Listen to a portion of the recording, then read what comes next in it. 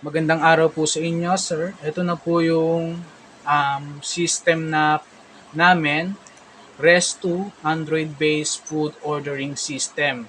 Etong nasa computer po, ito po dito po namin papaganahin yung system na gagamitin ni cashier. Then kung makikita nyo naman po dito, ayan, dito po sa cellphone na to, and then ito pong QR code na to, ito po yung gagamitin ni customer. Ito po yung i-scan natin mamaya sa pag ano nung sa customer po. Yan. Then punta na po tayo dito. Yan. Start lang po natin to si Sam para gumana po yung ating system. Then punta po tayo dito. Yan. Ayan po. Alika Food House. Yan po yung pangalan ng restaurant. Yan. Username po, admin. Then, admin lang din po yung password. Control D. Yan. Yan. Kung makikita nyo po dito sa dashboard, may 5 products po na nakalagay po dyan. Pork sisig, beef sisig, chicken sisig, coke, saka liempo silog. Yan, nung nag-implementation po kami ng 7 days, doon po sa isang linggo na yon, yung 5 products po na yan, yung pinaka mabenta doon sa Alika Food House. Then, ito po, pag pumunta tayo sa orders, dito po papasok mamaya yung mga ano natin, yung mga pending orders. Then, ito naman po yung dito naman po yung wait for yung order received. Yan. Then, ito po yung mga products ng Alika Food House. Yan po.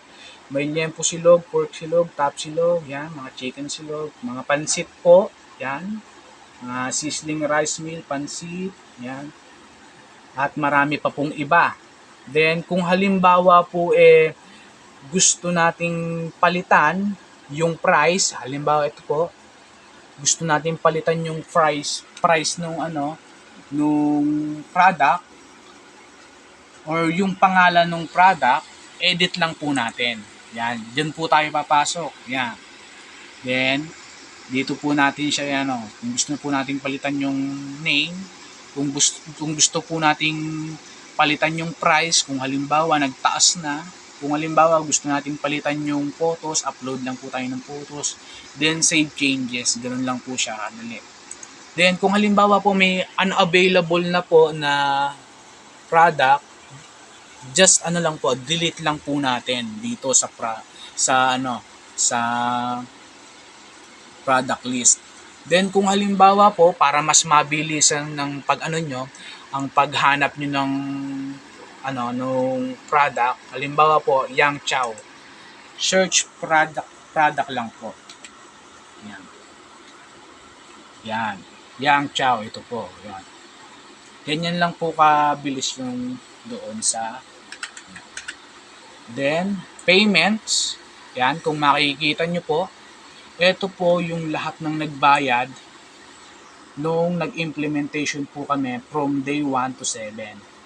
Yan po yung lahat yung nakasubok nung aming system nung nag-implementation kami doon sa Alika Food House. Then settings po, ayan.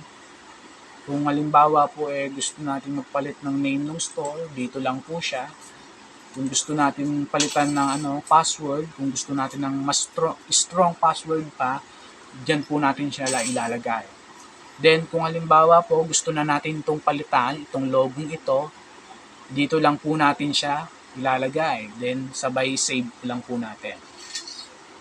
Then kung halimbawa naman po recorded nyo na po ito, recorded nyo na po itong mga itong mga nakalista dito po sa settings, pwede na po natin siyang i-reset all data. Pag ni-reset all data po natin siya, mabubura na po yan sa payments. Kumbaga, panibagong na po ulit. Kumbaga, kung quota na po tayo sa ano natin, sa sales natin.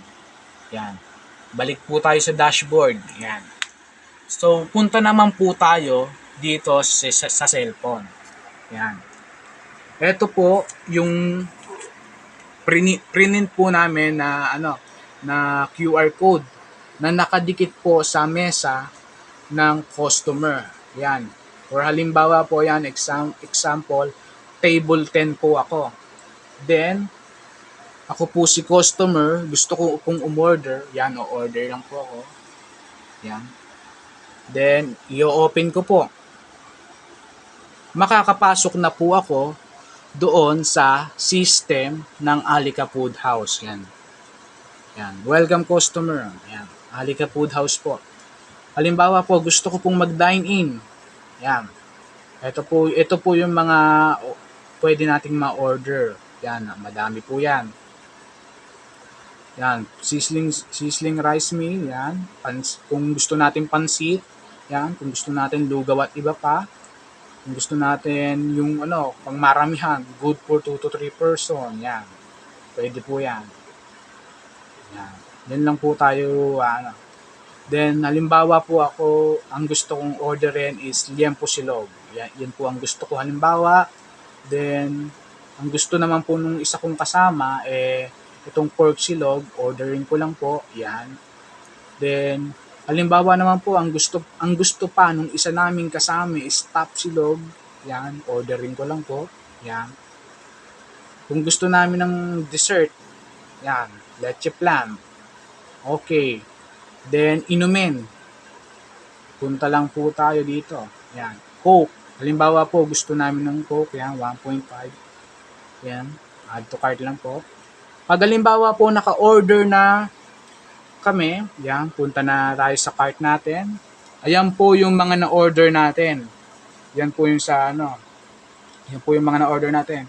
Kung halimbawa, ayaw nyo naman pala ng Coke. Halimbawa, for example, ayaw nyo ng Coke. Ito lang po, pipindutin lang po natin to para ma-delete. Yan. Yan. Halimbawa, yan na lang ang o-orderin namin. Then, halimbawa po pala, gusto namin ng dalawa. Yan po. Dagdagan lang po natin yan. Kung halimbawa po, gusto ng dalawa din po na pork silog. Yan. Kung gusto nyo pong dagdagan, bawasan. Yan. Pwede po yan. Yan. Then, leche flan. 3. Yan. Yan po. Then, kung halimbawa po, yan na po yung pinaka-order nyo, proceed to checkout na po tayo. Yan. Dito na po papasok yung Halimbawa, ako po yung umorder. Ang pangalan ko po ay Jums. Yan. Halimbawa po, yan yung nickname ng umorder.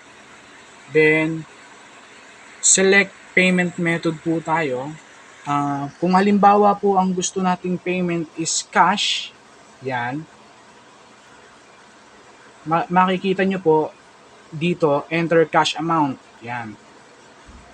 Ito po yung total na babayaran natin. 1,174. Then, kung halimbawa cash ang gusto natin, cash ang mode of payment natin, halimbawa po ang ibabayad ko 1,500 yan. Okay. Then, yan po. Kung makikita nyo dyan, nag-auto na siya. Ito po yung isusukli. Para pag abot nung order, kasabay na po yung sukli. No need na para tumayo, di ba? Yan. Kung gusto naman po natin is GCash ang mode of payment, yan, igaganyan lang po natin siya. Pindutin lang po natin yung GCash, then place to order na tayo. Then, ang mangyayari lang po nun, need nating mag-scan dito para sa GCash. Another transaction po yon. Then, dito po, halimbawa po, ang gusto po naming mode of payment is cash. Yan. Click tayo yan. Then, place order na po natin. Yan.